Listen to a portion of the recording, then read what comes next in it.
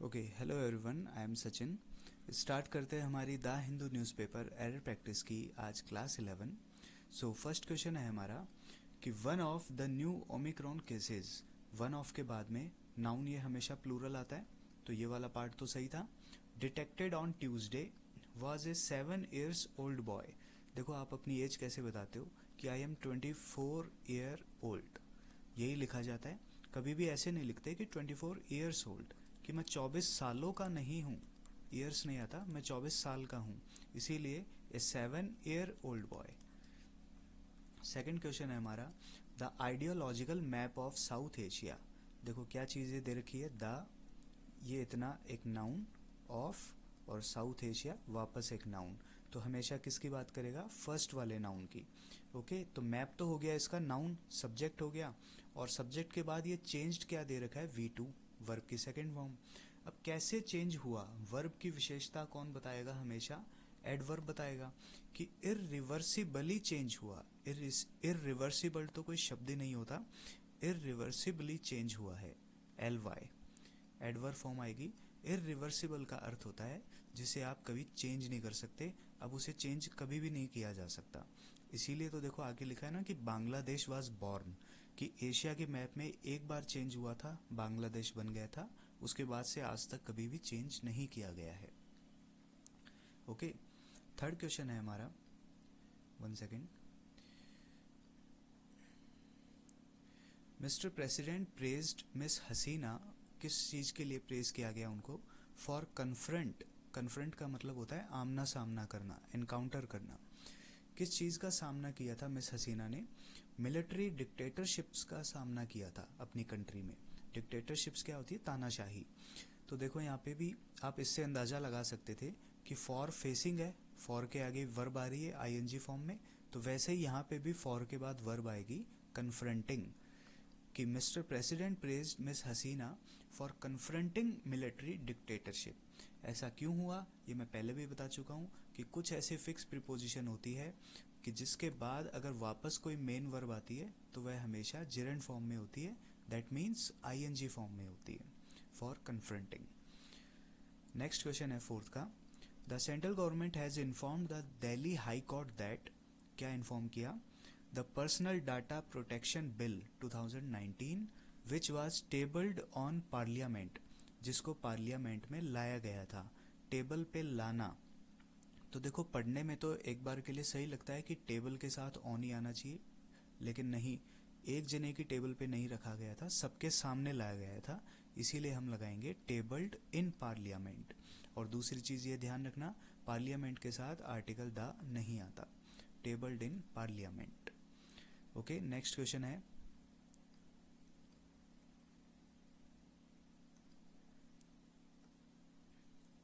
Sorry, fifth का question है, right to be forgotten is a fair new concept in India.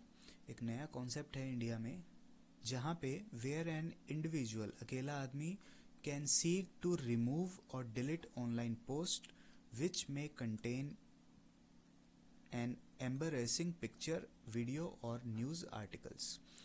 तो देखो यहाँ पे क्या दे रखा था, एक कॉन्सेप्ट है। सबसे पहले देखो आर्टिकल ए लगा रखा था, ये बीच में दो शब्द थे और एक ये था कॉन्सेप्ट। तो एक कॉन्सेप्ट आया है इंडिया में, तो कॉन्सेप्ट क्या हो गया, नाउन हो गया, एक नई चीज़ हो गई। इस कॉन्सेप्ट की विशेषता कौन बता रहा है कि ये कॉन्सेप्ट न्यू है, तो यहाँ पे न्यू क्या हो गया, एडजेक्टिव हो गया, नाउन की विशेषता एडजेक्टिव। और इस एडजेक्टिव की भी विशेषता कौन बताता है, एडवर्ब बताता है। तो एडवर्ब बनाने के लिए हम इसमें क्या करेंगे, LY लगा देंगे, is a fairly new concept, कि पूरी तरीके से एक नया कॉन्सेप्ट है। फेयरली का मतलब पूरी तरीके से। ओके, नेक्स्ट क्वेश्चन है, it is time to correct wrong farming practices, कि भाई फार्मिंग की जो प्रैक्टिसेस है, जो तरीके हैं, उसमें कुछ ना कुछ सुधार करने की ज़रूरत है। Before the problems of the agriculture sector became even worse, कि इससे पहले कि एग्रीकल्चर सेक्टर की प्रॉब्लम्स और ख़राब हो जाती है, हमें इसे सुधार लेना चाहिए। इट इज़ टाइम, प्रेजेंट में बात कर रहा है, तो यहाँ पे भी वर्ब कैसी आएगी, V1 ही आएगी, बिकम, V2 नहीं आएगी, बिकम। और देखो प्रॉब्लम्स की बात कर रहा था, प्लूरल सब्जेक्ट था ना, इसीलिए हमने यहाँ पे प्लूरल वर्ब लगाई है बिकम, वरना फिर बिकम्स करते। ओके, नेक्स्ट क्वेश्चन है after the appointment of the CDS the, देखो अभी तक नए CDS को अपॉइंट नहीं किया गया है, इसीलिए पुरानी बात कर रहा है। The armed forces were, past में बात कर रहा है, were brought with in the ambit of the DMA।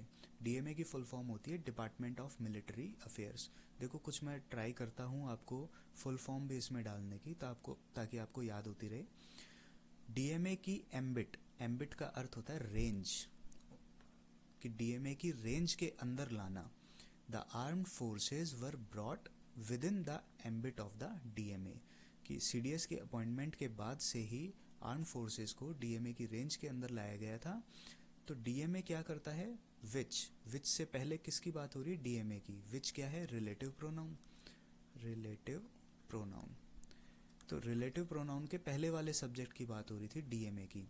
DMA also deals in work relating to the 3 services, कि तीनों जो सर्विसेज है उनसे रिलेटेड ही वर्क करता है। तो देखो डील के साथ 2 प्रीपोजिशन आती है, एक तो डील इन और दूसरा डील विद। तो डील इन तो यूज़ किया जाता है बिजनेस के लिए, कि आप किस चीज़ में डील करते हो, किस कॉमोडिटी में डील करते हो, क्या चीज़ बेचते हो। और डील विद या तो पर्सन के साथ या किसी भी और चीज़ों के साथ, थिंग्स के साथ डील विद लगाया जाता है। तो यहाँ पे करेक्ट फॉर्म हो जाएगी deal with work relating to the 3 services. Okay, 8वां क्वेश्चन है, ये तो बहुत इजी था।